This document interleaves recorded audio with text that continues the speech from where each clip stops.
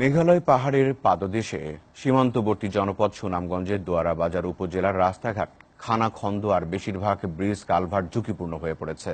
বড় বড় গর্ত আর দীর্ঘদিন সংস্কার কাজ না হওয়ায় প্রায়ই ঘটছে দুর্ঘটনা। প্রত্যন্ত এলাকার কোথাও কোথাও ব্রিজ কালভার্ট থাকলেও সংযোগ সড়ক না থাকায় চরম দুর্ভোগে পড়েছেন চলাচলকারীরা। শ্যামানন্দ শ্যামলের ক্যামেরায় আব্দুল আলিম শাহর প্রতিবেদন। এটি সুনামগঞ্জের ছাতক দোয়ারা বাজার সড়ক। সম্প্রতি লক্ষ্মীবাউর বেইলি ব্রিজ ভেঙে ট্রাক চালক সহ ৩ জনের মৃত্যু হয়। প্রায় ২ মাস ধরে ব্রিজটি ভাঙার কারণে দোয়ারা বাজার ছাতকের সরাসরি যোগাযোগ বন্ধ রয়েছে। ছোট ছোট ব্রিজগুলো গ্রামীণ সড়কের এগুলো এখন ঝুঁকিপূর্ণ অবস্থায় আছে। একখান টেম্পু গেলে বাইঙ্গা পড়ার ডর আছে। উপজেলার জোড়াপানি নরসিংপুর, দোয়ারা বালিউড়া বুগলা সড়ক, টিলাগাঁও লিয়াকতগঞ্জ, কাটাখালী সুনামগঞ্জ, দলেরগাঁও কুনিউড়া সড়কেরও বেহাল দশা।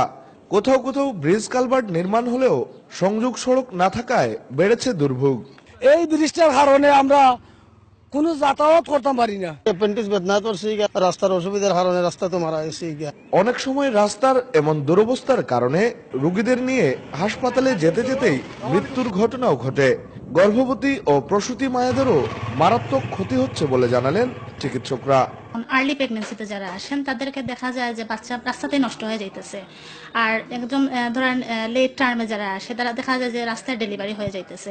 ফান্ড নাই কথাটা আমি শুনে আসছি, কিন্তু ফান্ডের তো অভাব দেখছি না। আমার প্রধানমন্ত্রী বলেন ডিজিটাল বাংলাদেশ উন্নয়ন হচ্ছে, উন্নয়নের জোয়ার, কিন্তু জোয়ারের ঢেউ আমাদের এলাকাতে আসছে না। এদিকে বর্তমান সরকারের সময়ে এলাকার রাস্তাঘাটের ব্যাপক উন্নয়নের কথা তুলে ধরলেন ছাতক দোয়ারা বাজারের সংসদ সদস্য। গত বছর অতিবর্ষণ এবং প্রলম্বিত বর্ষায়, বন্যায় অনেক রাস্তাগুলির ক্ষতি হয়েছে। আমরা প্রত্যেকটি রাস্তা আবার নির্মাণ করার, পুনর্নির্মাণ করার, সংস্কার করার কাজে হাত দিয়েছি। Abdul Alim Shah, SA TV, Sunamganj. বিশ্ববাজারে দাম কম থাকায় রমজানকে